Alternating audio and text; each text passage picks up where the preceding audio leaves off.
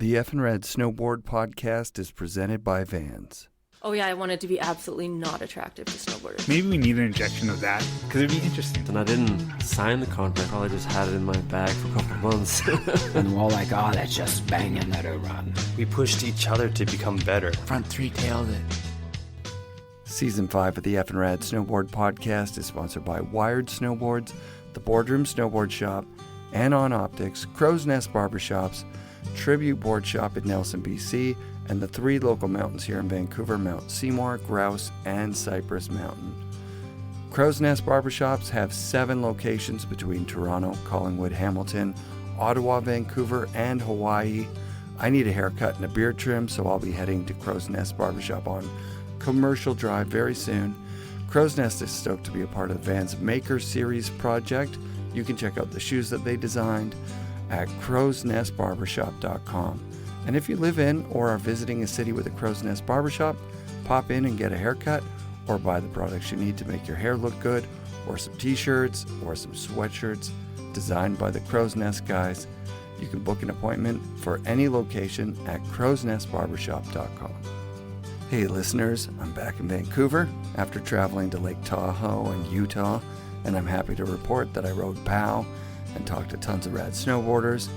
And thankfully it snowed here in Vancouver while I was away, and the mountains are opening more terrain every day. And this week's guest is full-blown legend from Switzerland, Nicolas Müller. He's won Rider of the Year for both Transworld and Snowboarder magazines, and his style of riding makes him a frequent mention in our guests' favorite riders of all time lists. I tracked him down at the Whistler premiere of the Absinthe movie Isle of Snow and recorded this interview with him at his Whistler hotel room. So you grew up in, we don't have to do like the whole life story thing, because this is just, 2 snowboarders talking, one who's one of the best in the world and then a bit of a kook one. Come on, don't sell yourself short. I don't think that I can think of anyone else right now that is so many people's favorite snowboarder, because the way you ride is the way that if you care about snowboarding, that's the way you would want to ride, like creatively and then being really, really good. Yeah, I mean, it's kind of what I wanted to show with fruition, that there is no competition if you really just do what you love to do. Because we're all very special. We're all super special. And every single one of us, is different. So there is no competition really, if you want the best for your friends. Right. But for some reason, there is so much competition in our world that it's hard to break out of that mindset almost, where you're like, oh, this person has this and that, and like, oh, and where am I in this? And like, oh, so you're like, oh, so you're doing good, good for you. It's like, oh, shit. It's like there would be no need for that, because everybody is different. But then, hey, only one person can win the Olympics. Huh? It's changing. I was just talking with Jody Wachniak, who's got another podcast, and he was like, what do you think about us having like the same guests? And I was like, it's great, because we want to have good guests, right? Like, I hope you have great guests, and I want to have great guests. And he's like, yeah, it's not a competition. I was like, no, it's not a competition anymore. When it was Transworld versus Snowboarder, competition. When it was film crews against film crews, it was kind of a competition, sort of, like, oh, we've got these guys on this crew, or please film with us, don't film with those guys, or whatever. But that's because it was like a money-making thing. The podcast thing, I mean, I'm making a bit of money from it now, not enough to like quit my job, but I was never into it for the money, like, because now we're in a different time. Everybody's different, and more information out there, or more like audio for me to listen to in my ears is better. Mm-hmm. Like, I want Jody to make more. Yeah. And I want him to have a conversation with a guy I talk to and find out the Jody thing about that guy. You know what I mean? Mm-hmm. Like, because you and I were talking about, you know, medicinal mushrooms, and I can't talk on a level of a snowboarder who's sponsored right now. Like, he's at the top of his game, right? Yeah. Like, and he's filming in a crew, so you guys are going to have different things to talk about, and I want to hear about those things too. But I'm not going to ask you about them because I can't relate at this point. You know what I mean? Mm-hmm. Like, I'm really excited about your company, Mama Aloha, it's called. Yeah. And I heard you talk about it on Matt Barr's podcast. Same. It's like, Yeah. I'm ready for more of that. It was cool to hear you talk. I just told you that after listening to that one, I went out, I bought hemp seeds, a bunch actually. Nice. I went the through more them. the better. Yeah, Like yeah. seriously, it's They're so good. it's what our bodies are made of. That's what convinced me. And then I tasted them. I liked the taste of them.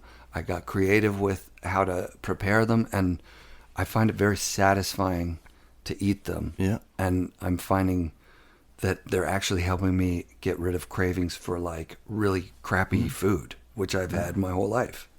Yeah. So thank you for that, first of all, right off the bat. That's fucking cool. Like, my pleasure. That's actually that's the joy in something. I'm not like making up something for me to sell me and be good. Like, you know, Right. come across like Right. what? It's literally, some things are just what they are. And if we look at the way we grow food, humans, on a global scale, it's just absurd. It's absurd. Like talking about the elements earlier too at the Absinthe show, you know, and Justin was like, hey, talk about what you do besides snowboarding now. And you have a hemp food label in Switzerland and whatnot, and let's talk about the plant. I'm like, okay, let's talk about the plant, you know. I love that. That's the right thing to do. Speaking, you know what? And as soon as you mentioned Switzerland, I want to talk about this because when I think of Swiss snowboarding, I've got three names that come to my mind first, and one of them is none are you. It's because I'm from a different era. You know what I mean? I think Harry Guns, Paul Gruber, who's the European Craig Kelly. So I'm sure there's people that don't know who Paul Gruber is. Look him up. He's fucking awesome, dude. Yeah. And Reto Lam. Like, Yeah. holy shit. Those guys, like, were some of the first Europeans to be featured in freestyle magazines doing legitimate shit with good style. Like, you know, back when people would say, oh yeah, it's like Euro style with like crazy angles and like hard boots. No, those guys were like pioneers over yeah. there, you know? For sure. Do you know any of those guys? Yeah, I mean, I know Rito. Yeah. He ran a shop. For sure. He And, ran a shop over there, yeah? Yeah, also, I mean, he's a man, he's many talents and Hell yeah. involved in a lot of things, but Fire and Ice, you know, he's Fire still and there Ice, with dude. Bogner, and Yeah. that was, now actually talking about it, it was so influential to me because it was at the time where I like just discovered snowboarding and I was like, wow, this is so cool. And I literally go with my dad to the movies to see the Fire and Ice movie, and Amazing. they're like skiing down the glaciers, like Synchromatic, you Yeah, know, figure yeah, eights and yeah. fireworks. Yeah. But then there would be this scene where Ray Tolam, you know, there was a snowboard contest and he would like mech twist it and win the trophy, and then he got the hot girl, you know, the Yeah. beautiful woman. And it's like, oh my god, like, That's bring amazing. it on, you know. That's amazing. Yeah, so you saw that when you were a kid. And I can't even imagine what it would have been like to have the kind of success you've had in snowboarding. You know, riding for the biggest companies, and being, you know, flown around the world and all that kind of thing. Like, when did it start for you? Like, did you have to graduate high school first before you could start to travel internationally? Or was it like as a high school student, were you already taking time off to fly around? And I started competing around like 14 maybe. That's high school. I'm not too familiar about the system over here, but it was about the time where you kind of decide to go make an apprenticeship or you go the academic way kind of thing. Yeah. I kind of started to compete a little bit before that, but that's when it kind of like, when that question was right there, okay, this is now. I was qualified for the ISF World Cup, the World Tour, and I was like, I'm going to give that a shot. At the same time, I had a little bit of sponsors. I just got on to Burton a little bit later from Palmer, actually. It was my first sponsor. Oh my God, I forgot that Palmer was... Yeah, it was really rad. Yeah, because Palmer was... where were they made? They were actually made in Switzerland. Yeah, they had their own factory, and it was sick.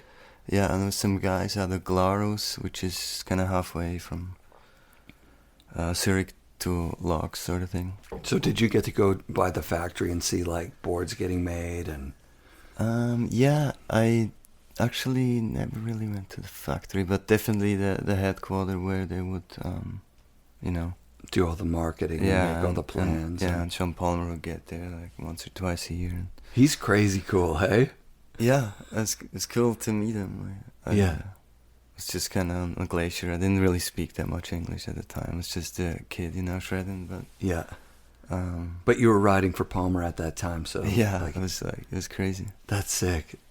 What board would you ride with those guys? Like the Channel or something like that, or the Power Circle, the circle one with the circle carbon or something? The Channel was one of the boards, but then the Honeycomb came out. Oh, those Honeycombs so that was were like light. And it's kind of my style. And yeah. I remember breaking one on a hand plant. But it was actually a pretty good board. Well, I mean, they were progressive. Like you say, they were super light. Mm-hmm. But there was so many eagles and American flags and everything all over them. They didn't sell that good in Canada because it was just like, in Canada it's hard to sell somebody Canadian an American flag board. Yeah. It just was. Yeah. Not just because it's so patriotic, I'm sure they sold like crazy in the States. Yeah. But so you get on Burton after you've competed on the World Cup a little bit? Just kind of like my first good results, and then I got on Burton. But then pretty soon the ISF kind of died, That ISF was sick. Okay, there's a couple of other guys that I'm not positive if they're Swiss or not. Camille Brichet and Bertrand, Birdie? Yeah, for sure. They both are, yeah? Yeah. Camille was, when he broke out as a freestyler, he was probably the best in the world. Like, there was it's nobody actually that what good. Terry kind of told me. Really? Yeah, At some point, like, being Swiss, he's like, dude, so Camille, like, he was the best. Camille was like, his style was fucking so good, dude. I met those guys I was a camper at Tim Wendell's when they came over. And I remember Reto put like a condom over his head and then like inflated it with his nose. And it was like, like expanding. And I'm like, those guys are fucking crazy. And I got my first like board, like, listeners of the show will know I bought a board from Reto, and then I went home and told all my friends I was sponsored by Radical Airline. Nice. Because what are they going to do? Call Switzerland? They're not. Like, nobody could tell, But then when it broke, I called Switzerland from the magazine and said, hey, Reto set me up with a board. Hey, I'm on the Canadian team, and like I broke it. Can you send me another one? And they did. Nice. Yeah. And then, cool. Yeah. Radical. Yeah, rad. Unbelievable. And then I met Harry. Harry Guns came over, and we rode together here in Whistler with Paul as well, Paul Gruber. And those guys ripped, man.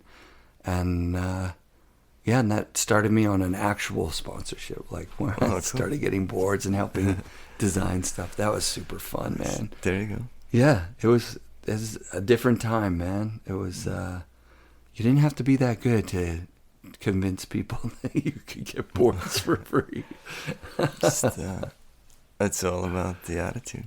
Yeah, you have such a positive attitude. Have you always had that, or were you, like a high-strung kid, like, or when you were in your teenage years, were you like very competitive, or have you always just been this chill, cool fucking dude? Well, I don't know. If I talk about myself like that, I just find myself like, you know, if I really love to do something, I just kind of forget about time, you know, and just do it. And I think it's maybe a thing that one of my aunts, she always quotes, that I would try to like show her a kickflip and it didn't work, and I was like, I just wanted to show her, you know, so I was like kept trying it for 2 more hours in the driveway until I like went to her like, okay, now I'm ready, and I did it, you know. That's amazing. And like she keeps saying that story. And, yeah, that's cool. Okay, yeah, and so then now I'm snowboarding, and one led to another thing. Have you always been having fun? Has it always been fun for you the whole time, the whole way through? For sure. It looks fun. Up and downs, like maybe like less or more, but then really like the reality check, you know, maybe something happened, like minor injury or this and that. It's like, dude, what do you want? It's like, okay, you want to shred? Okay, dude, just really just show shredding, you know. Yeah, yeah. Might as well, and if not, then do something else. But like, no, I want to shred. Okay, then go shred. You know? Was it difficult when you were getting paid like crazy amounts of money? Like when I talked to Devin, he said, right after signing the big Forum contract, the one where there was real money there, you know, he went out and he had a bad couple of weeks where he's like, shit, what if I can't do this anymore? You know, like it's scary. Did you have any of that at any point, or was the money just sort of secondary to the whole thing? Well, it's funny because my mom, you know, it's like growing up with her, like she always she went very esoteric at some point, you know, but this already, I was kind of traveling and doing my thing, but I come home and like listen to her, like to one of the latest things she read in the book, and she's always like, oh, you know, you can do whatever you want, you just have to believe it, and things like that, you know. Yeah. And so, yeah, I just kind of went and did it, you know. That's so sick, dude. So it was, yeah, for you it wasn't about the money so much as like, okay, I'm at this level and I'm doing these things, so I probably should have this level of sponsorship kind of thing. Yeah, there was people showing it, you know, that it was possible to have a career, and then, okay, what do you want? And I was just like, well, yeah, it would be awesome to have this as, you know, your job and career, whatever, and like I want to make enough money so I can go to the organic store and not worry about like how much everything costs, you know. And it's literally what happened, and I'm like, wow, at some point, like it's actually happening, you know. I'm like signing a good contract. I was like, I never want to be like too much in the spotlight, you know, and like maybe that's why I never became, you know, whatever. What Olympic champion, this about? And that. No, and you became that though. Yeah, but it's not like, you know, that much money, but it's enough money to just like, I don't worry about it, you know, on a daily basis. Right. And, I mean, you can go down the rabbit hole and there's always more, and like, oh my God. And definitely made some, you know, poor decisions too, and some investments, but right now I did other investments at home, being part of the Swiss hemp food label. Rad. Where I just actually bought a hemp hulling machine. Cool. Kinda. Yeah. So we could have shelled hemp nuts, because that's not existing in Switzerland yet, and that's amazing. And so on. So, you know, I can still afford to do that. Yeah. But the other thing I was gonna say, like, why I never maybe wanted to be too much in that, because then you're like, oh, it just kind of feels out of balance, you know. And I think it should be fair, you know, to, if you are actually, fair is the word, if you're for yourself, like, hey, let's be fair. The universe is, then can be, you know, what you give is what you can take, you know. Right. When you take, you gotta kind of give, and then fair is fair. So it's like, doing this, I'm committed to that, and yeah, I want to go to the organic store and not worry about like how much each thing it is. It's like it feels like the thing I need to eat because my body craves it, and it's literally the best quality nowadays. Yeah. Like you seek that little organic store, that the fresh produce, of course, but then also all the other stuff, you know. Yeah. I want to just go nuts in that store.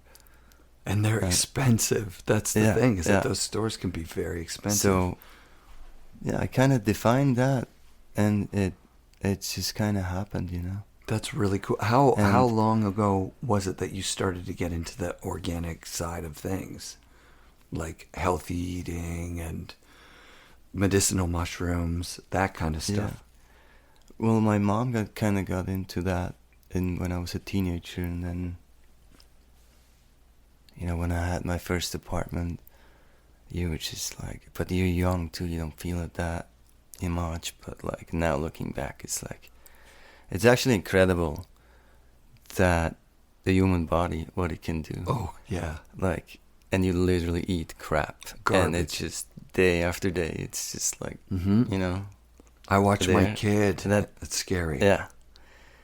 And then it maybe catches up with you a little bit. You get older, and then it makes more sense, and you have to look more. And then, but also then you want to look more, and it's just like, no. And for me, I've now 37 years old, and I'm just so stoked and blessed that the winter is coming, and I have my, you know, my sponsors and my products that I got to design and behind it, you know, and they're just there. If you want them, hey, they can help you to be the best yourself, you know. Yeah, out there, like experiencing gravity going down a mountain sideways, you know.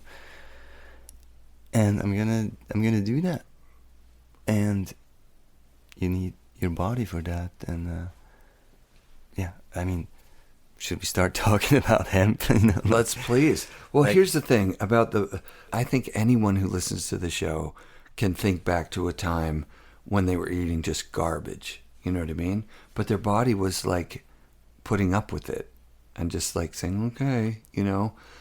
And, I mean, once you get to my age, like I'm almost 50 now, man, like 47 or 46, I forget. I need more hemp. Yeah. I feel all those bad decisions I made, and so got into the Mount Baker Bank Slalom. That was sometime in October, early October. So I realized, okay, I'm going to train. I'm not going to train half-assed, like I want to do it properly. So the first thing I did was I started a stretching routine, but then there's no point in doing stretching if you're eating garbage food. Yeah. So we're like 3 weeks into me eating healthier, stretching every single day, and then I'm exercising a little bit more. And I'm going to exercise a lot more, you know, I'm going to ramp it up to where, you know, February 7th, I'm ready to race. And I find it's so motivating for me that when I'm looking at some garbage or some beer or something, I don't even think about it anymore. Because I'm like, oh, after the bank slalom, I can let loose a little, but I'm not even looking forward to it. I want to stay on top of it like this because it feels that much better. Yeah. Your brain is clearer, your body feels better, you have better sleeps. It's like a no-brainer. I think totally. You've got a great mentor because you and Terry are close friends and have been for a long time. Is that right? Yeah, it's almost like, you know, I don't know, maybe like, you know, certain souls even, you know, past lives and stuff. But for some people, it's like, yeah, of course the time you spend together, but then also like, oh, like, good soul, like. Yeah. And he's a great example of healthy eating because he's been stretching since he was a kid and he's been taking care of his body. He said on the show that he doesn't take painkillers when he gets hurt because then if you numb the pain in your body, how will your body know what to heal? Yeah. That's brilliant. Like, that's brilliant. Yeah. Yeah. And I think... totally. It was DCP was talking about earlier too, you know, that... Yeah. About popping painkillers and Advil and all that. And there's other ways around that. And yeah, I hear you what you said before, about the food. And actually, Terje, in Fruition, you also had talking about the food, that kind of training is overrated and food is underrated. That makes total sense. Kind of, and it does make sense. I mean, let's face it. Like, for example, like hydroponics or like greenhouses, like vegetables and that stuff. It grows on cotton. It's like this artificial fertilizer. There's no more of those elements that we're made of, and right. Those are hydrogen, oxygen, and carbon, which trees, plants, animals, we are made out of these elements. And let's picture a tree that would consume something that's not made out of. Like trees, animals, they all consume only what they're made of.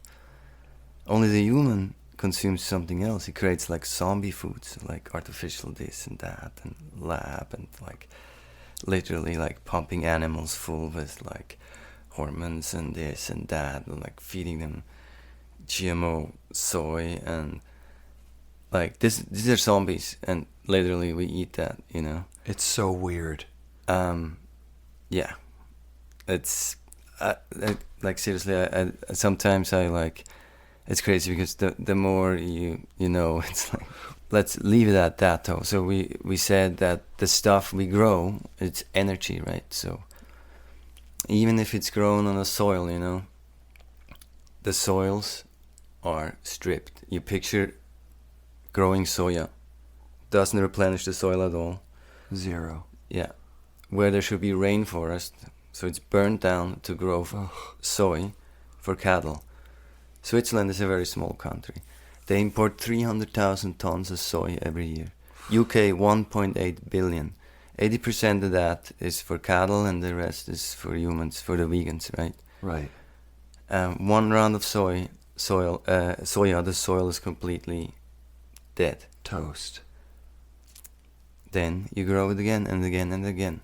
So that means all these crops that grow on artificial fertilizer are actually lots of energy. So people eat it and they grow tall and big, and because it's energy, but there's no nutrition in it because it doesn't have carbon. Because we don't grow food that takes the carbon, puts it into the ground, and grows from carbon that was in the ground from the circle the year before to grow food that is full of oxygen, hydrogen, and mainly carbon, because that's what we're lacking. Right. And that's why Mother Earth is sick, and we're getting sick for one reason. Agreed. And then we can talk about other stuff too. Well, when you mentioned the soil, like a couple of years ago was the first time I was introduced to permaculture. Now, permaculture is very different from the tilling of like commercial food growing that you see, that I've seen my whole life growing up in Orillia, Ontario. There's crops there's like a fertile valley, right?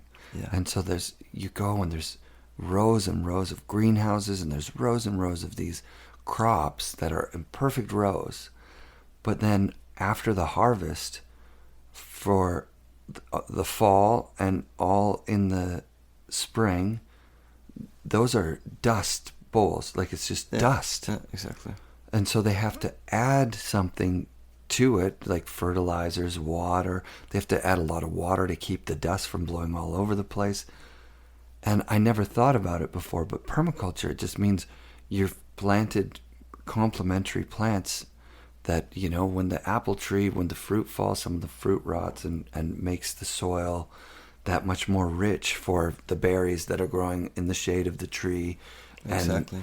And it's just it's such a different way of thinking about life that like somebody's one, like, their yard could make enough food for, I forget what it was, but I think they were saying maybe 7 people or something. And I was like, for sure. Exactly. Holy shit, you could grow enough food for your family and your neighbors in your yard by planting plants wisely.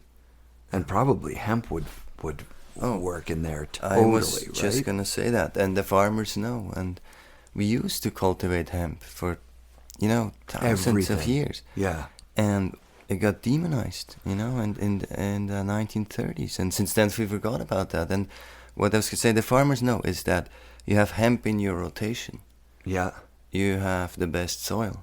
So every year you grow a couple acres of hemp, which the next year you rotate. And whenever the hemp grew is really carbon-rich soil. Cool. Because no plant, besides 100-year-old plus tree, absorbs as efficient carbon into the ground. Rad. So, there we go.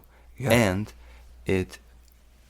with making the soil fertile again, it brings back the groundwater as well. So, it's actually That's important. really important. And talking about Mother Earth, being out of balance and climate change, whatever you want to call it, is mainly also because of deforestation. And the rat tail from deforestation of the groundwater, going down, the soil completely dying, not being nutrient anymore, and the sources dying as well. Natural water sources. Right. They need the groundwater.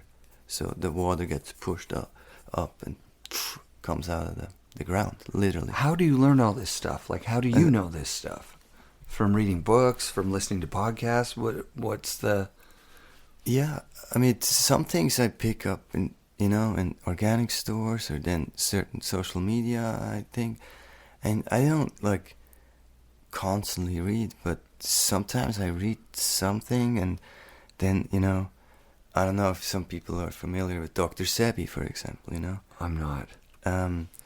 He was a guy from Brooklyn, Afro-American, that healed all these people. And there's YouTube videos, but you show some people and they're like, oh, stop with this, whack, YouTube, this is conspiracy shit. No, this is not conspiracy shit.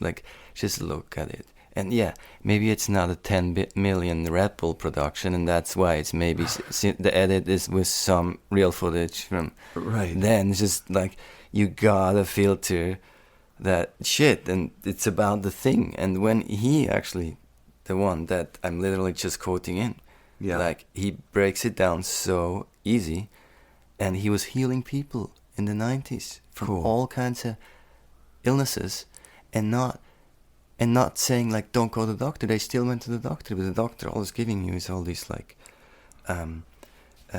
symptom things to fight the symptom and this and that, but it's never the healing thing. So what he was doing with his patient, basically feeding them superfood, Right. like hemp and herbs and roots, and just take this 10 of them every day, da-da-da. 3 weeks later they went to the normal doctor and they're like, your AIDS is gone. This is not possible. Right. And if your body is really fed what it's made of, you don't have to be afraid of these illnesses. But the food literally is poison, most of it. Yeah. Yeah. Then let's talk about water. So Dr. Sebi is one to for sure just look it up. And if you don't believe in it, it's you watch Hollywood movies, so Yeah. I mean, that fucking, it's a waste of time, It's funny, great, but nothing against Hollywood, but you know what I mean? I understand what you're saying. Yeah. Then might as well check that stuff out, because that's real life shit. Yeah. And, so Dr. Sebi, oxygen, hydrogen, and carbon. Trees, humans, animals. Just let that sit, Yeah, look at what you eat again. And then another person, amazing, Victor Schauberger. I'm reading his book now, Das Wesen des Wassers, which is the spirit of water, the being of water. Rad. And Victor Schauberger, in short, he grew up in Austria. Was born in 1880 something, I think, and then lived till 1960 something, I think. As a forester, from a forester dad, and he just wanted to do that. And Very cool. at a time where they wanted people to go that academic way, but he went into his forest and he studied this creek, the stream, and he started to realize so much things, basically water and he wrote many books about it, and it's probably like the most interesting thing I've ever read or thought about. And Rad. I mean, we are how much, you know, of us is water? Like 80%. 80%. Yeah. So think about it. And yeah, from free energy in water to why the water, how it comes out of our tap, literally is killing us, you know, because it is dead. It's maybe you can filter it, whatever, but it's not energized. And since everything at the end is a vibration, you know, there's literally so much in the water. And when a natural stream flowing, meandering around the rocks, friction and temperature difference, you know, with shade and sun, it creates this energy actually that is the energy of life. And the way we channel our rivers, we make dams, we put turbines that kill this energy even more. That is also the reason why the sources that I'm talking about, water source, Yeah. springs, you know, the word that you see on mineral waters, Right. you know what I mean? Yeah. That's how we should drink, but we're not anymore. And with all these dams, it's like There's fear. they are schwinding. It's fear They're too, schwinding. right? So Yeah. like, I mean, I might, you know, sound a little bit crazy, but Zero. This To book me- is, I can just to me, you sound so, zero crazy. Yeah, I can just highly suggest it. Yeah. It's What's the name really of the water? interesting. Spirit of Water. Victor Schauberger, yeah. Yeah. Das Wesen des Wassers. And he also wrote the other book, Our Senseless Doing. Our senseless doing. Because we ignore the laws of nature, which Oh, yeah. literally like the implosion, which that's the energy that we should use, because instead we're using explosion, you know. We are all Explosion doing some work for versus some in- company yeah, that yeah. sells something that's not good for. I mean, generalizing, let's say. You know, Yeah, no, I not agree everybody. with you. To then be able to pay the rent, and with the rest we pay the fuel that we put in our car and explode. Yeah, yeah. And it's just more stinky, and we have to fill it up every time. Yeah. And to buy the oil to heat our homes, you know, to heat our tap water, to shower. I was gonna And- say there's a lot of fear because in here are some places where I bumped into it, which is ridiculous. So fear of fermented foods, right? Like, so if you take cabbage, it's a very plentiful, easy food to grow. You put a little bit of salt, and you can tear it with your hands, or you can chop it, and then you have to squish it with your hands. But the fact that you only have to squish it for a little bit, and it starts to turn into sauerkraut. Like, so now you can just leave it in the open air for a few days, and it turns into something that's so nutrient rich, it's insane. But the first few times I did it, I was really afraid. I looked, oh no, there's some mold on it. I threw it out. Okay, it sucks. Then I went to the farmer's market and it said to the guy, how do I keep the mold from happening? He goes, oh, well, if mold grows on it, you just wipe that off and use all the stuff underneath, because that's still good.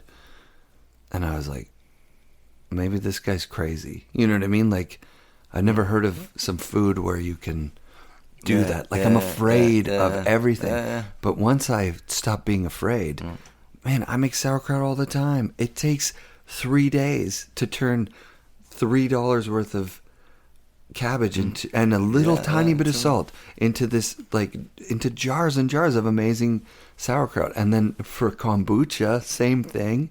You just take a kombucha that's live, like GT's kombucha, you add it to tea, and now you have way more kombucha. And you can add more tea to that, and you have way more kombucha. It just keeps going forever. You don't have to pay $5 every time you want a jar of kombucha. You can make your own stuff. But while I'm doing it, even my wife is like, is that safe? You know? Yeah, it's safe. It's totally safe. What's not safe is putting your water through a chlorine filter so that there's chlorine in it and it's completely dead and void of life. Yeah. But I've never switched over to someone on a podcast was talking about like, hey, you can just drink water from a stream because it's alive, it's good. And I'm scared of that one. I think you might get sick from that. Like, I'm still wicked scared of that. Like, aren't streams polluted or isn't? Yeah, I mean, you kind of, if there's something above, especially, I mean, something, let's call anything that's involved with humans. Yeah. Then maybe not, We're in trouble, but right? then actually, because that power, that free energy that is in the water, that actually the fish, use. The fish, the way they jump up the river, it's not muscle. It's they actually tap into this implosion energy. That's amazing. Yeah, it's kind of when you have water, flowing down, you have an upstream kind of. Yeah. Especially when there's a temperature difference, you have an anti-movement. That's in amazing. water, and the fish tap into that, and you can harvest that, and you have that over a long distance again, like rubbing on rocks and stuff. There is certain electricity, almost cool energy, Yeah. and that energy prevents from sediment and particles to come along, Yeah. so you don't have to be afraid of it being polluted. Right. I've drank lake water and I've drank river water before, but it has to be like meandering and stuff. I'm literally like hiking in the mountains, and you look up and there's just nature above, wilderness and rocks, maybe even above tree line, like this is literally like your body will thank you for the next 10 years until you do that kind of thing again. Yeah, it's true. Oh, even like just the thought of being in water, like in a beautiful place that's undisturbed nature.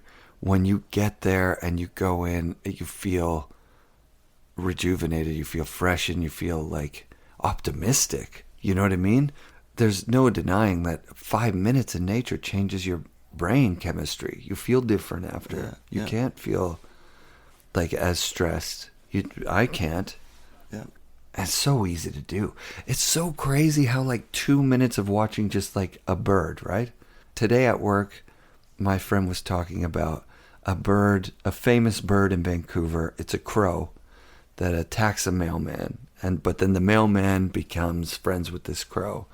And then he says, did you know at a certain place they've taught the crows to pick up all the garbage and then by giving them treats?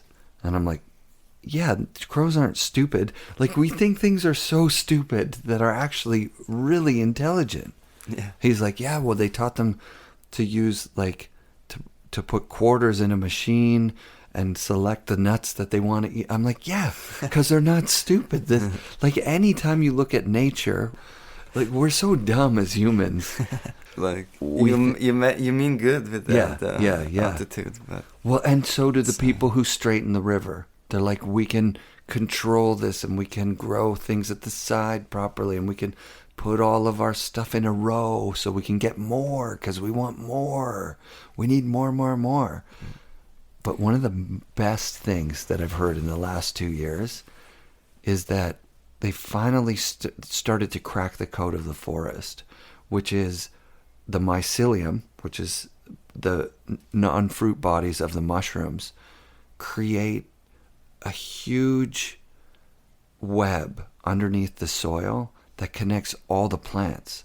And the plants negotiate with each other. Like, I'll give you some, I've got some carbon, but I need some iron. And the thing that's really incredible about this is that the parent trees, they share with everybody equally. So they don't keep extra stuff for their children. They trade with their children just like everybody else.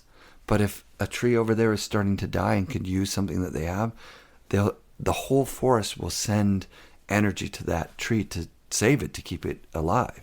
yeah, And so, and I think I might have said this on the show before, but Monsanto started to invest in investigating what is this mycelium, because putting fertilizer into the soil is really inefficient if you can use mycelium to get better yields. And I think that right away they found that this interconnectedness is the way to grow food. And so it's, as much as I hate the word Monsanto, they have such a global, huge presence that if they shifted from fertilizers and infertile ground to these beautiful networks of connected food, all the people that are sick right now that are just eating crap and not thinking about it, well, there's going to be a rising tide where we're going to have more smart people, more happy people, more content people, less bad drivers, less me, less this, that, take for, like everybody's so rude with the fucking phones now. It's crazy. But if we can get... I canceled my cell phone contract. Oh my God. Yeah. I'm still, I have all the apps. I Yeah. just need to ask the Wi-Fi code, and Yeah. it's, difficult. Okay, then I have, actually a prepaid number. Sure. Just for the SMS code. And okay. How about the prepaid? How much of that is it? Is it costing you anywhere near what you were paying for your... Yeah, exactly. Is it... It's it's a little... literally 2,000 plus a year Swiss Yeah. francs I gave those companies. Yeah. To now make even stronger, even more towers. Right. 5G, are you kidding me? 5G's insane. It's the worst idea ever. It's scary. It's stupid. It's a weapon. It's a weapon. It's a military weapon. Sure. And that's one way to look at it. It's a big one. And if you deny that, you have no idea about technology. Right. That's just how it is. Mm-hmm.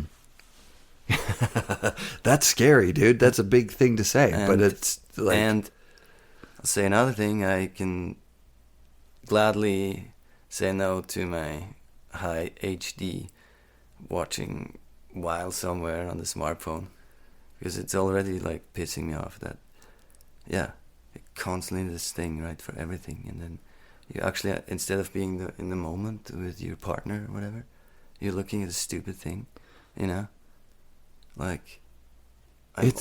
all for, we're hopefully, inspiring people right now with the podcast, and I'd like to watch a good movie, and I appreciate, art, on the digital. I'm not against digitalization. Sure. But not like this, on the go through there. I'll do an hour or two on the laptop, and then I'm done with it, That was my time, and then do something else, and then I'll do another hour, And it's important to do this. You were kind of pointing back and forth between the two of us, it's important to connect with real people in real life. There are a lot of people that just of their own volition are looking at the world through good eyes and making good decisions, choosing to be good people, and some of them are on their phone all the time. That's fine. But we're negotiating a difficult time on the planet, because every time you're looking at your screen and not looking out the window, you're being distracted from something really important that's going on. And that's that companies are selling you bullshit. And because they're selling you bullshit, they have to turn you away from what's important and make you think that what's important, that's bullshit. Yeah. But streams and air and soil and forests, those things are super important. Really, really important. And I don't know anybody who's really selling me those things, saying hey, let's make more of these really good things. Yeah. No, it's ridiculous. It's I don't know what to say, and you go to big cities, and maybe there you could understand why some people don't understand it, Mm-hmm. But then especially there is, man, you already have so little trees, and I feel bad, and then you have 30 Wi-Fis, and of course you have all the regular stuff going on, you know. And then 5G every 100 meters. I'm like, dude, You've been places? I just hope you get a good sleep, a good night's rest, you know, like around that. Where have you been places where 5G is existing right now? Because it's only in a few spots, right? Apparently, but I'm not sure. I think there's definitely been a lot of advertisement. Yeah. But I saw some this guy Mark Steele on his YouTube channel about a test in a UK town, up north in the United Kingdom. Yeah. Where they tested it maybe already 2 years ago. And they were saying that birds were falling from the sky. Oh, People had random nosebleeds, and Yeesh. so yeah, I'm not The way sure. I've heard, I've never met anybody who had a device yet, but the way that the people that really talk against this, and these are some experts, you know, that were part of military and everything, because, like I said, it's a technology at the end. At the end of the day, yeah, of course. That is military. There's absolutely no counter evidence to the idea that your data is a commodity that's being traded all the time. It's so close to being a weapon that they can use against you. There's only a couple of regulations that's keeping, you know, keeping really bad shit from happening. Yeah, that's the thing. It's if you do a little bit of research out of the box, you know, the Germans were really the first ones to experience that in 2012. Oh, you're talking about the actual technology that it's now just called 5th generation mobile. Wow. And people think, oh, it's just one more from 4G. It's not. No. And everybody's walking around with a transceiver. And already Nikola Tesla said that it's possible to transport energy through the ether. Yeah, he was doing it with those big dynamos. You know, he had patents. I don't know where they went, because some people wanted to sell cables still, you know. Right. And like now, finally, like, oh, look at this wireless charger and stuff. Like, come on, these big antennas. If the Germans already did that over 100 years ago, I think they've been sleeping on these technologies. Yeah, I don't know. Like, and I'm not saying about the Germans or this or that, you know, like all the countries. Right. And now they're selling it as a smart. You know what SMART stands for? Smart device. What's that? It's secret militarized armament in residential technology. Come on, really? I don't know. I'm just throwing it out there. Yeah. Well, this is how it's been explained to me. 4G is to 1G. So 1G is the flip phone stuff, like just voice, shitty voice. Yeah. 2G was text, added your ability to text. 3G added basic pictures, right? Like pictures. 4G is video, so streaming. Yeah. You can stream on 4G pretty easy. And 5G is It has to be, the signal has to be so strong that it even has to go through thick walls and big trees. Yeah. Because they want to do self-driving cars and all that crap. Yes. And for that to function, you basically need every 100 meter a tower. Right. And LED lights, they act as a multiplicator. So that's why they're changing all the street lights, and everything is in LED. Yeah. The whole households and stuff. You have 24/7 this crazy grid where they literally can access anywhere. Everywhere. They can send energy. Yeah. There's, you know, and the Chinese actually, I forgot, you asking me, I've been to a place that was 5G. I'm pretty sure China has it. One of these places. Yeah. And if not fully public, for sure the military has that, you know. Yeah. But same everywhere already, you know, they can do that. They just can do it more with the 5G. Well, like how the 4G lags, right? Like, you know, when there's a lot of people in one place on one tower, or like you think about it in your home when you have Wi-Fi, you have 4G Wi-Fi, you can connect about 10 devices before it really starts to lag. supposedly 5G, you can connect 1 million.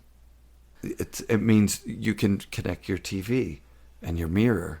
You can see how many times a person looks in the mirror. You can see the facial recognition of how they feel when they look in a mirror. Yeah. Like, that's the kind Exactly. of And information that with I don't that need. in point, it's Yeah. You can pinpoint. How a everything. person's feeling and the chances Exactly. that they'll buy a thing. Yeah, it's really crazy. I'm not happy about it. I think it's just literally childish, like all these gadgets. Like, come on, with all the problems Yeah. going, I think less is more, and I'm glad to keep up with everybody. Send even little videos, but like, you know, enough is enough. And selling that stuff as like green tech is like, come on, uses so much power, nuclear power, which just comes around to us, you know, sooner or later. So we need to like listen to Tesla and Schauberger, that literally Schauberger in one of his books says too. This is hurting us even in a bigger level. It's not even just like that we use energy from burning and atomic energy.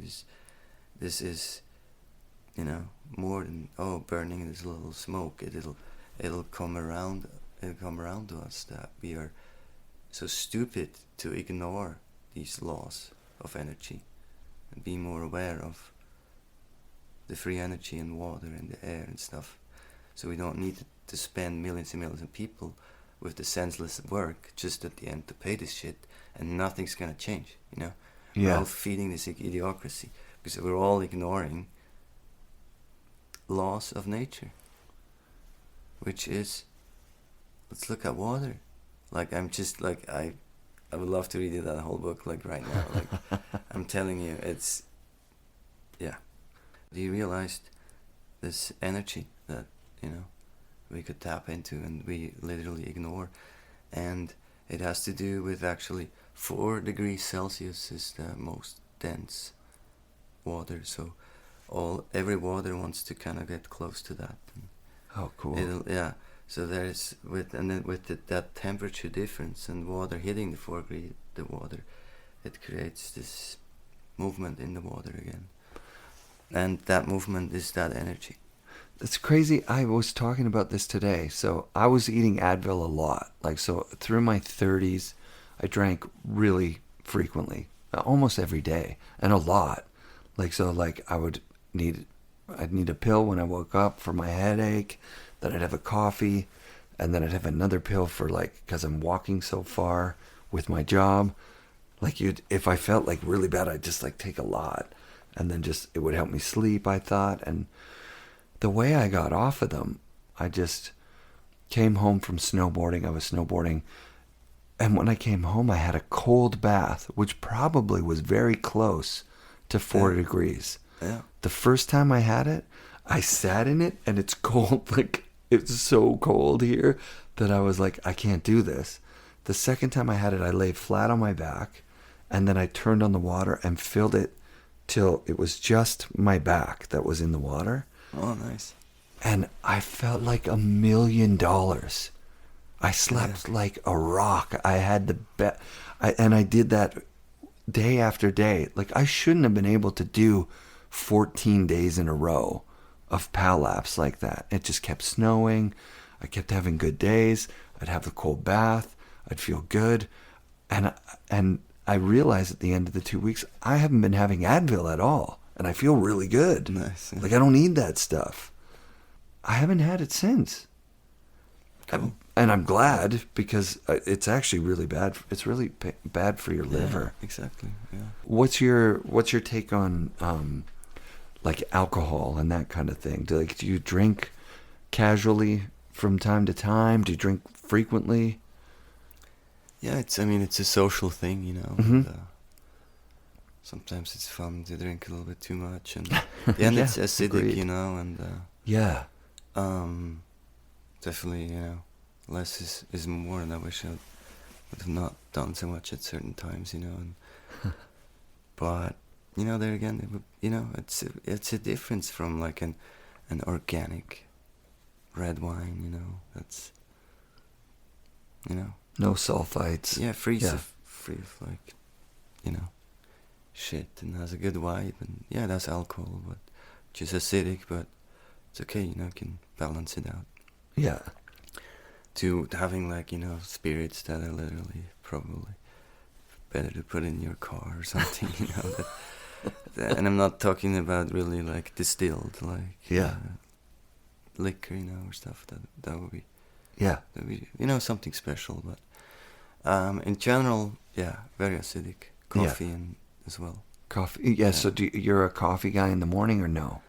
No, I don't need it. Yeah, me neither. I do chaga. I like it every now and then. Like today, I was actually kind of excited. I was like, oh, I'm tired, whatever, but I'm just gonna have a coffee. Yeah. So it's like special. It does what it's supposed And to. it really works. Yeah, it but works. I couldn't do that every day. I would turn so sour.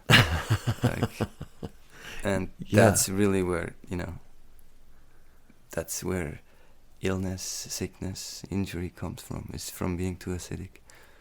Like the pH level being lower than 7.5, which is like the neutral point for human body. Yeah, I don't know that stuff. Yeah, so it's really interesting. So 7.5 pH level. And below is acidic, and if you're acidic, it's the perfect breeding ground for cancer cells and tumors. Oh, God. So the best thing to avoid that or starve them to death is to be alkaline. Then they don't survive. What stuff promotes being alkaline? Chaga is very, very alkaline, very anti-inflammatory. Yeah. Cool. But also lots of food. Basically all the good food, like hemp is alkaline for sure. And Turmeric. but it's more and like stuff acidic. that. It's like wheat, right? Yeah. This new hybrid of wheat. Yeah. Meat is very acidic. There's all kinds of stuff, also, it depends a little bit on your blood type. Right. You want to know that. But in general, yeah, it's like It sounds like coffee. Yeah. Sounds like you're a lot about balance, right? You said it earlier on, like you want to be balanced. Yeah, totally. Every now and then having a little alcohol to like shock the system. I think it all has. It's not only just bad, and Yeah. And I'm talking bad about coffee. It's Right. there again. If you go deep, you learn that industrial harvested coffees is very acidic because the way they harvest a lot of unripe coffee beans, and those are the ones that are too acidic because everything unripe is not healthy. So it's not even just like nothing personal, where then you have the hand-picked coffee though, then that's a delicacy and probably not even that acidic. Yeah, it's especially not I bad think for if you, you right? do the espresso and a little bit of sugar, I think even. Yeah, people love coffee. Totally. Caffeine is crazy. Caffeine at the end, it's just a toxin that when we take it in, our system goes alarm red. And Oh, really? Yeah. everything is on full power. Oh, That's right, literally all it right. does, and that's why it's so draining, because Yeah. that's all it does. It's not some magical thing. But there's different caffeine in, for example, guarana, which Yeah. that's kind of like my energy sponsor, is Southern Rush Guarana. Oh, sweet. It's very alkaline, and it's the most gentle caffeine for your nervous system, because, like we said, it's poison in the system, then it's alert, Yeah. poison in our system, everything on high level, which that is just the stress for our nervous system, and that's why coffee kind of, wears you down. I've been drinking matcha, like green tea Yeah. powder. Yeah. There's a guy, Dr. Andrew Weil, who's like a big gray beard, kind of balding guy. He was on Oprah a bunch, like 10 years ago. But before that, he was at Harvard Med with like Terrence McKenna and those guys during the like psychedelic days, doing tons of psychedelics. He cured his own cat allergies, and this is crazy, but I've read it and I've heard him talk about it. He had a cat allergy. He cured it with a humongous dose of LSD when he was super high. He a cat jumped in his lap and he recognized what was going on in his body and he just rewired his brain. No longer allergic to cats. He also did something very similar, which sounds unbelievable, but he was pale, white skin, would burn easily in the sun. On a mega acid trip, he let the sun's rays hit his body. It was something that he would never do without like tons of sunscreen. Changed again something in his brain, and now he gets a deep bronze, no burn. So there's a lot of psychosomatic stuff that we can do if we you know what I mean? Like, we don't even know about these things. Yeah. And I love this conversation with you because it's like, it's not very often you get to talk with a like-minded person that's like looked into stuff that might be considered, you know, unconventional or might be considered even unscientific. You were talking about past lives and stuff. Yeah. Like, there's a lot of information out there about it. Like, when people have near-death experiences, a lot of times they'll experience their life without time, right? So they'll see themselves when they're older, you know, and then they'll come back from that, and the scenes that they see 40 years later will come true, you know. It's hard to scientifically document that stuff, but more and more it's happening because people are, you know, we just have so much information sharing now. So you can, when somebody has a near-death experience, you can record that and then follow them through their lives and verify if some of the thing, you know, that they experienced point to something like that's. Explain to me how that works. How could you see the future if there isn't some sort of time, universal time, like where you can actually experience the world without time? I mean, I've done it on drugs, is what I'm trying to say. Yeah. So I believe in it. I've experienced it, and it's interesting to think about, like, what other weird things has society turned its back on because there's nobody who could figure out a way to make money from it, you know? Yeah. I think that's what ended up happening with hemp, especially, was that there's no way that you would make something that's a food, that's a good source of oil, that's a good source of material for making fabrics and ropes and strong materials. Even plastic and plastic. Car bodies. And a mild psychedelic, so like also a drug for people to feel good. Yeah, a painkiller and a sleeping aid. Come on, man. Like, why would that be illegal if it wasn't for some? There had to be some sort of financial gain on the other side. Somebody to profit, for sure. Mm-hmm. Yeah. So that's where we are. Yeah. We haven't even talked about snowboarding, really. But it's true. I mean, one more thing I just thought about, I think it's Rudolf Steiner who said that we will come to a point that our brain can no longer process the things, you know, that with our technology. And I think it's already, you know, we're at the point with the smartphones and the internet. Faster. It's just, it's not good. It takes something away. But anyway, should we talk about snowboarding for a little bit?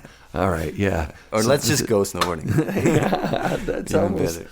That's actually one of the things about the show. Yeah, I never even thought about it until you said it. Talking about snowboarding is not snowboarding, you know, but it is really fun for me. Like, I'll give you this moment. We can maybe start from here. I'm with the boardroom staff, and we went on a trip to Sequim, Washington, to see the Mervyn factory.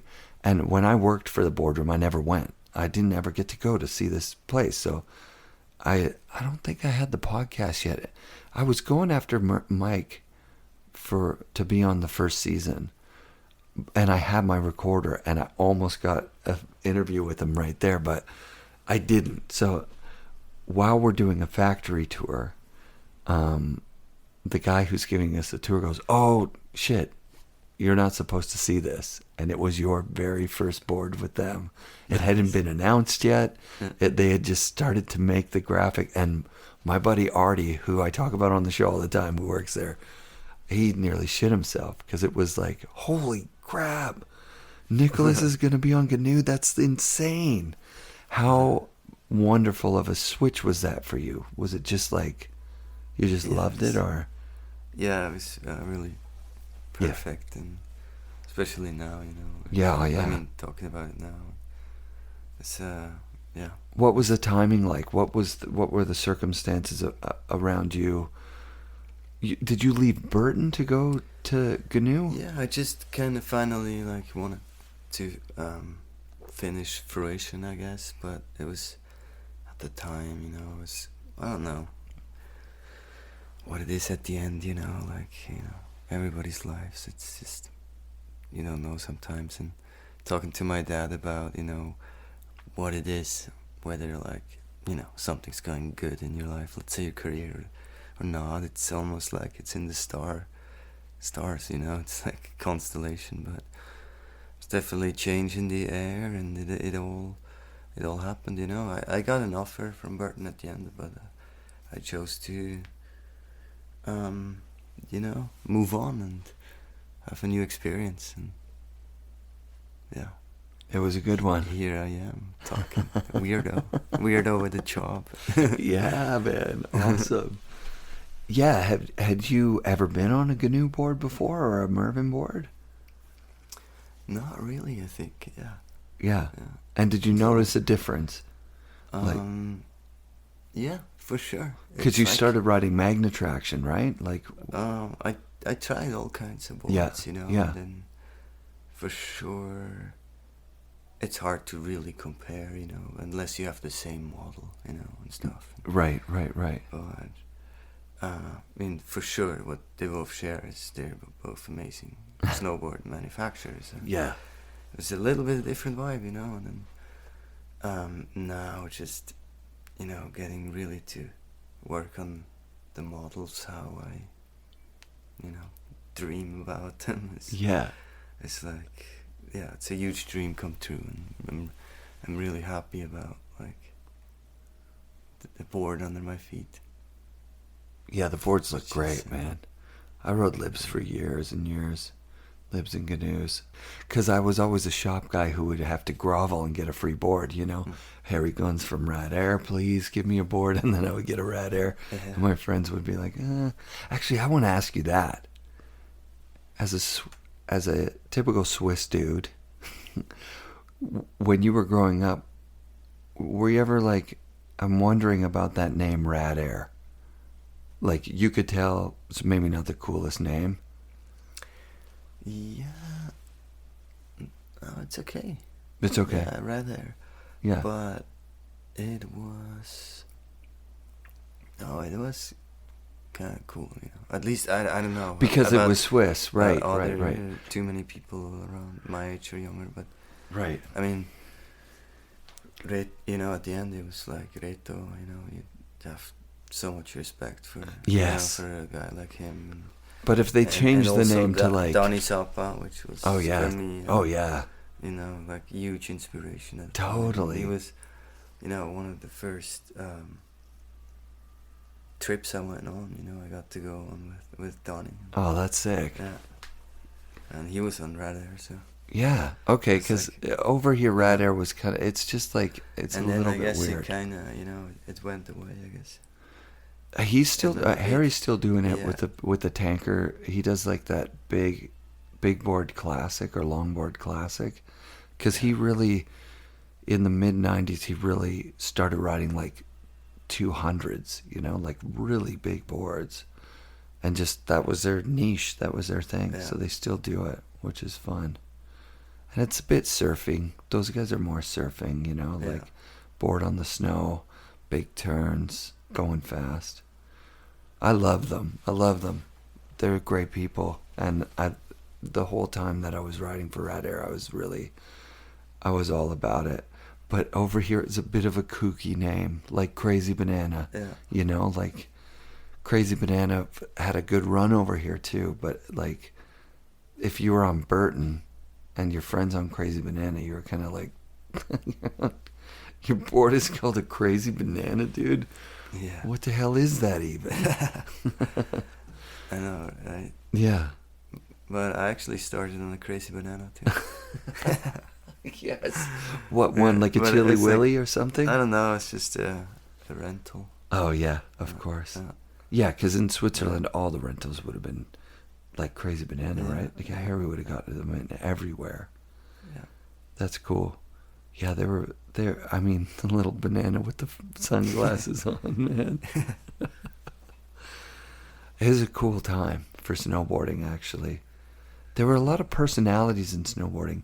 That's, you know what? I'm going to give you that 100%. You're one of those guys now that has a definite personality. You know, you're not like a Olympic. And sorry to anyone who's in the Olympics that has personality. There's a bunch of people that do. Yeah, for sure.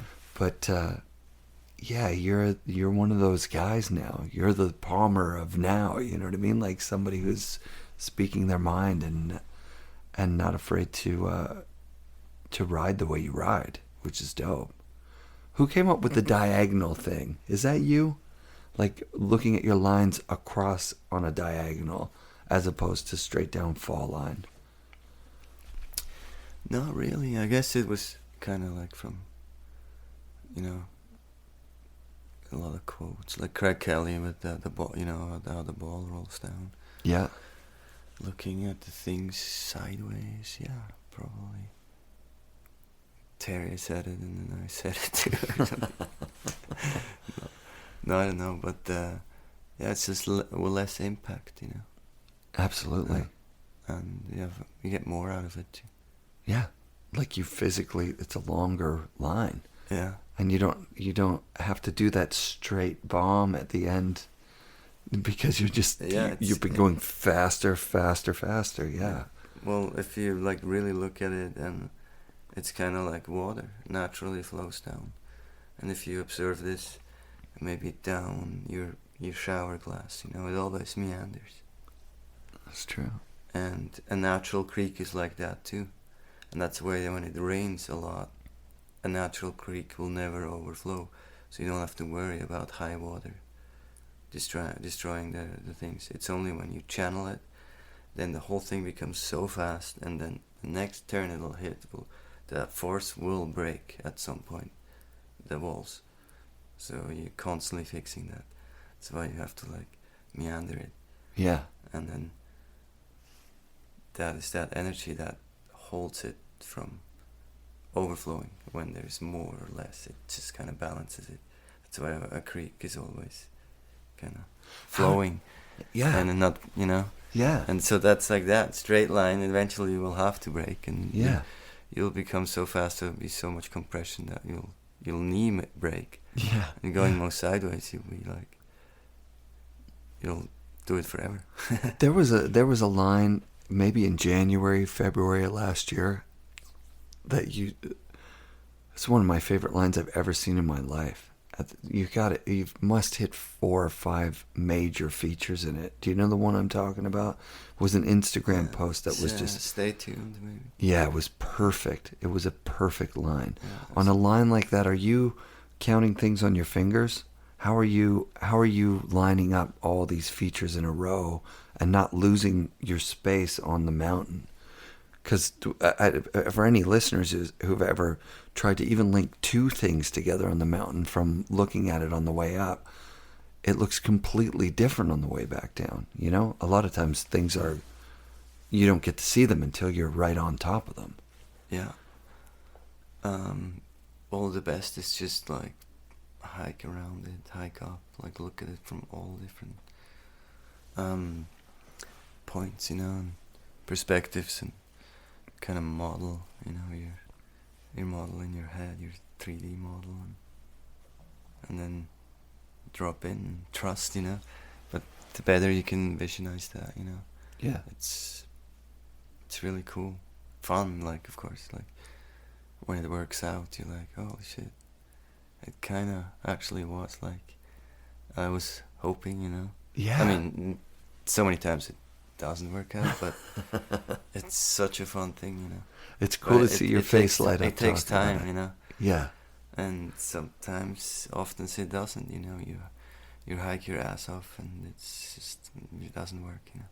Yeah. But I think I know the post you were talking about.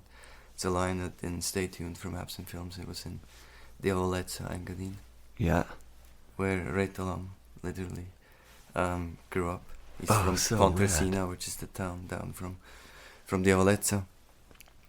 And also Mickey Alby and Donny Zappa, you know, they Oh, all wow. were riding there. And yeah, that one worked out really well. The light, the snow, the cameraman, and your riding. It's like perfection.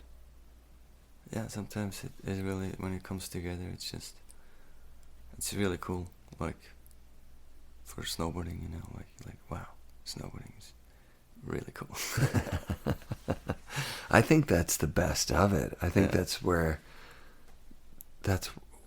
we all wish we could ride. I mean, of course it's cool then, you're like, oh, I got a cool shot for the video or whatever, but like, it's like, wow, it's so cool that, for snowboarding, you know? Yeah. That snowboarding can do something like that. Yeah. It's like, Do you sleep like- really well for a few months after that, or are you right back at it and trying to find another place where you're only as good as the line you did yesterday or whatever?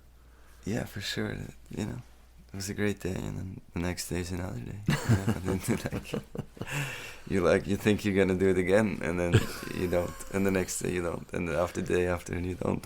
Like, I think we've all it's had like, that. But then yeah. you're like, hey, don't compare it to that. That was pretty cool today too. Right. Like, who cares?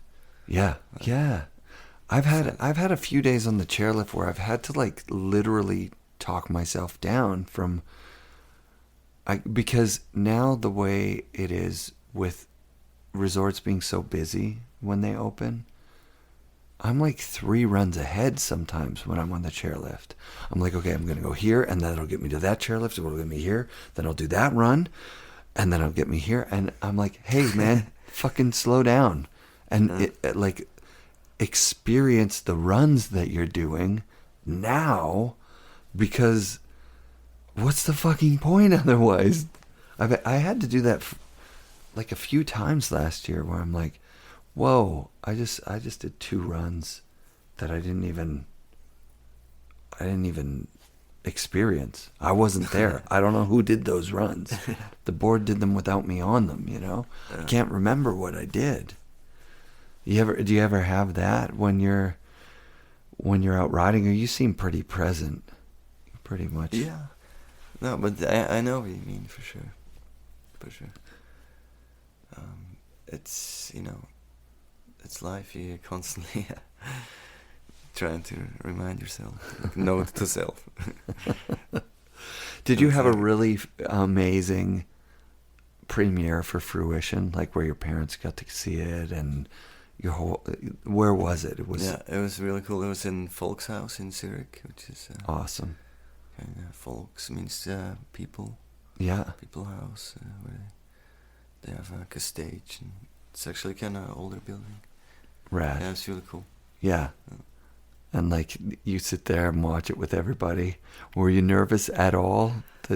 For sure, I was really nervous, and the time leading up to it was like, you know, kind of stressful, just finishing everything. Of course. I mean, it was like good spirited, but just like a lot, you know, late nights, and yeah. And of course, the night before, we all hang out in my apartment in Zurich, way too late, and you're like, oh, and then the day, you're like scrambling, and you're like, oh my god, I'm so nervous, like, what am I gonna say, you know?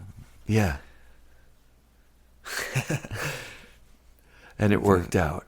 It was awesome. Yeah, it always does, and whatever, it is what it is. You know? Yeah. Your parents are really proud?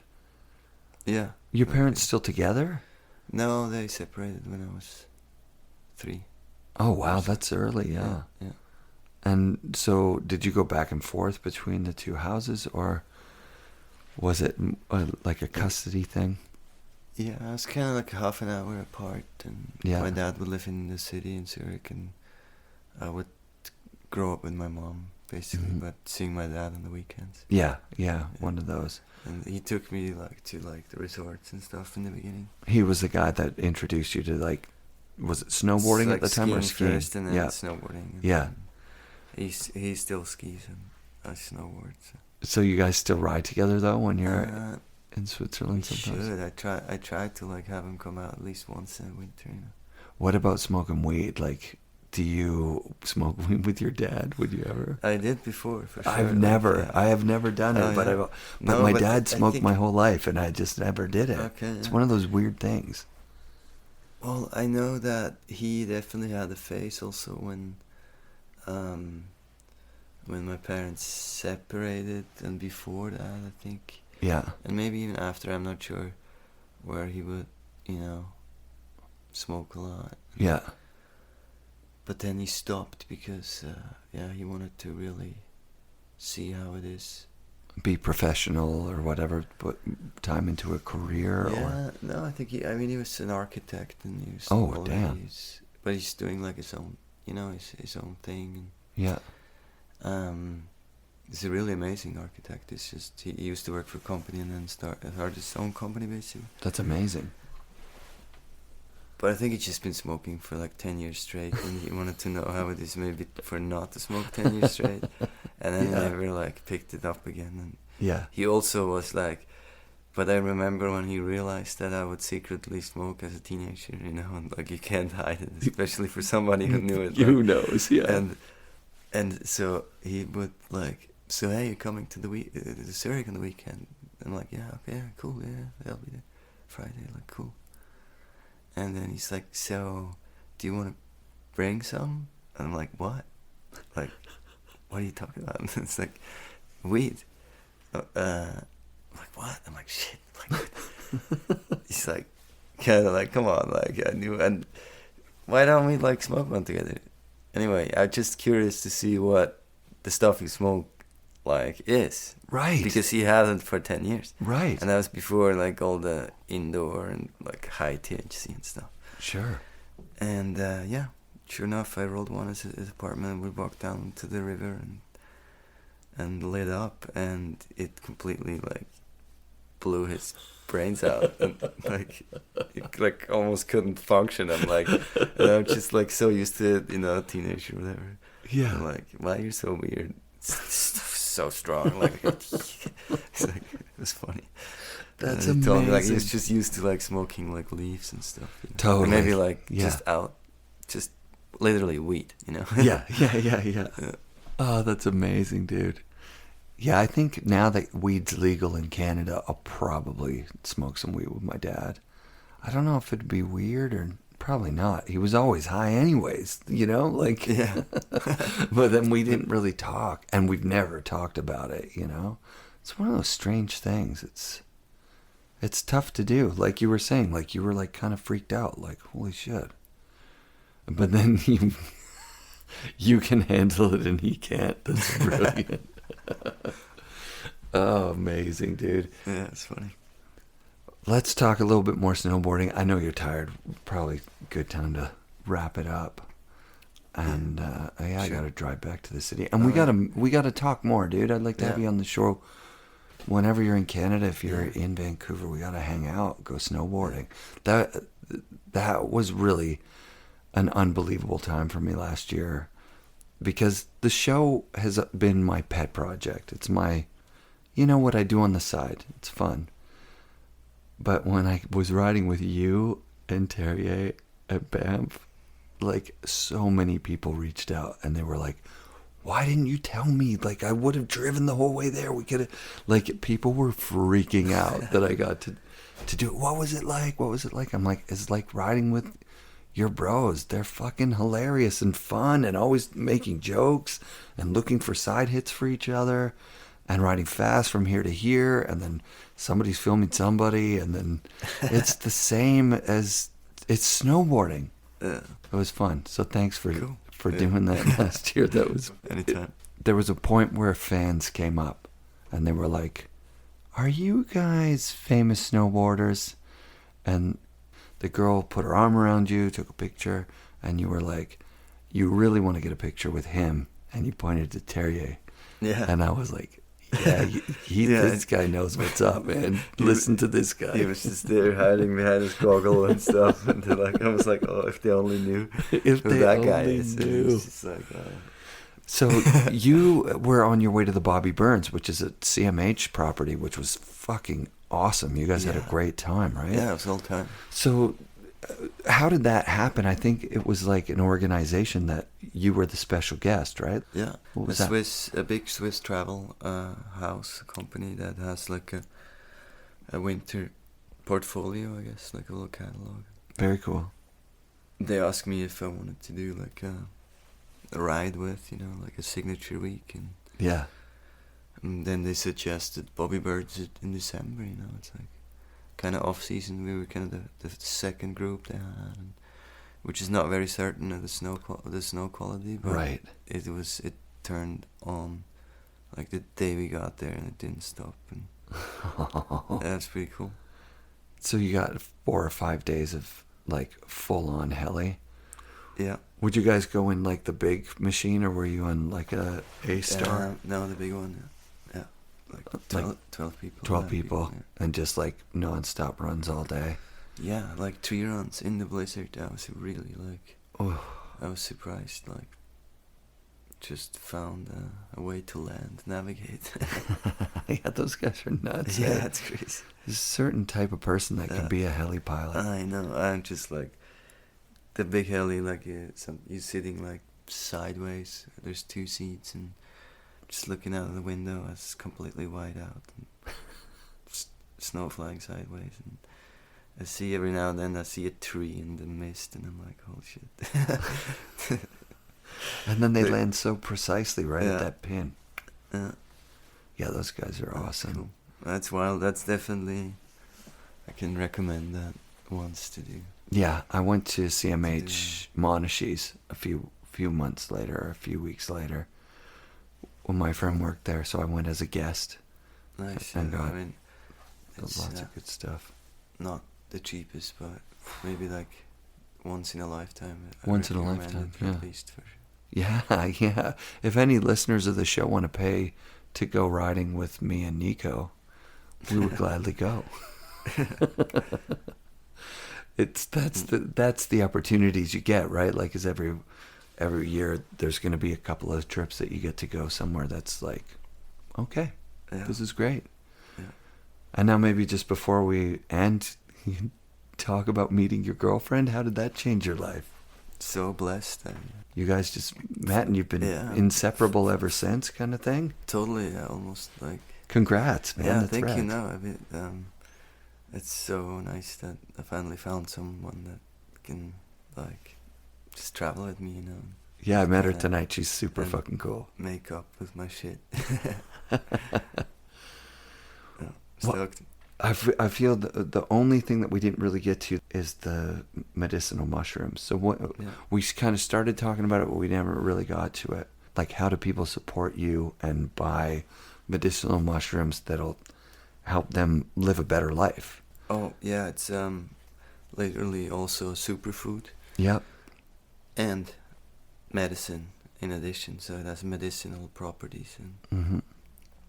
they vary. That's mushroom is actually the biggest variety of food there is for humans. It's the kingdom of fungi is so huge, and humans are actually 40% on a DL level, like the same as mushrooms. So we share over 40% Of our DNA. of DNA with fungi, Amazing. and therefore we're very vulnerable. It can be your worst enemy. Sure. Like a stomach candida and stuff like that. And then on the other side, on the good side, it can be your best friend.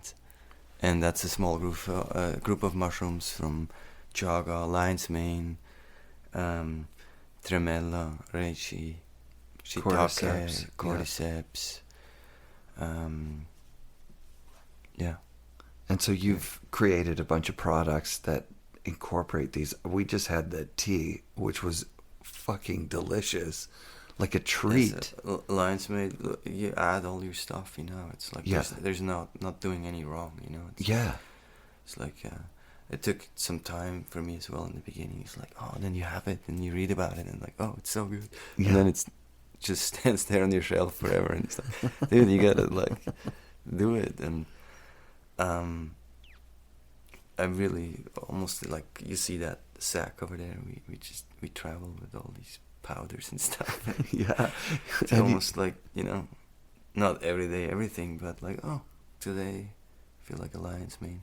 Except for the chaga, almost I drink every day. Yeah. Yeah. It's delicious. Yeah.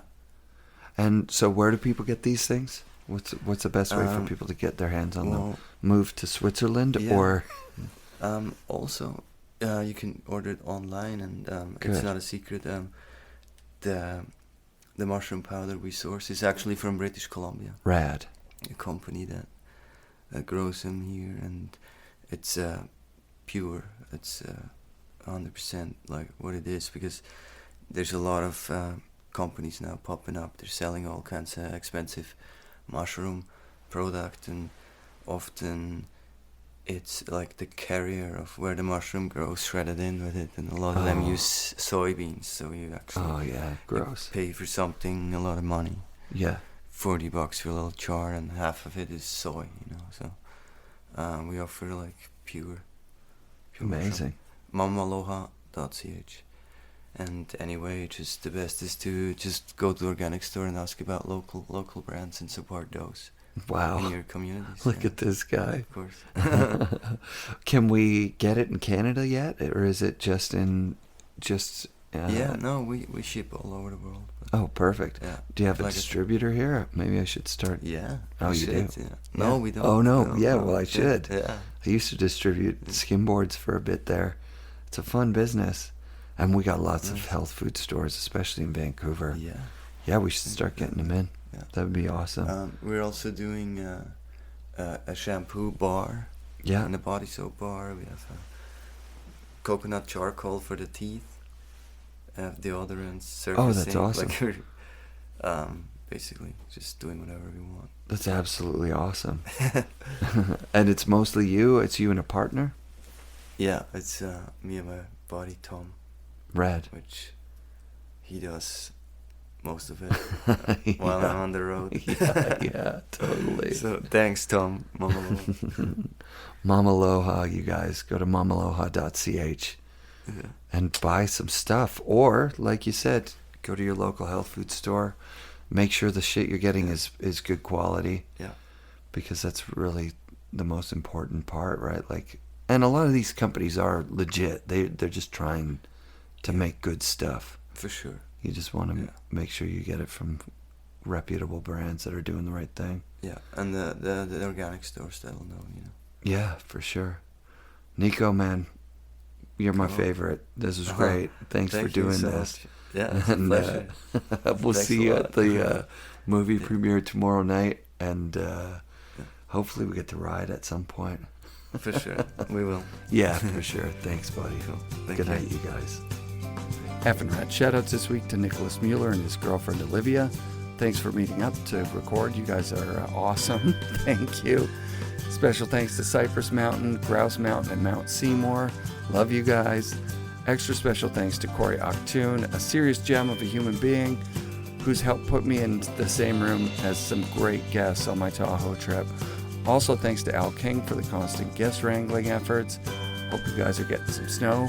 Corey, I hope you're healed up after you rang your bell up at Tahoe riding with us. And I hope all you listeners are having a great season so far. Be sure to come back next week for another episode of the FNRad Snowboard Podcast, presented by Vans and brought to you by SIA Productions. Happy New Year.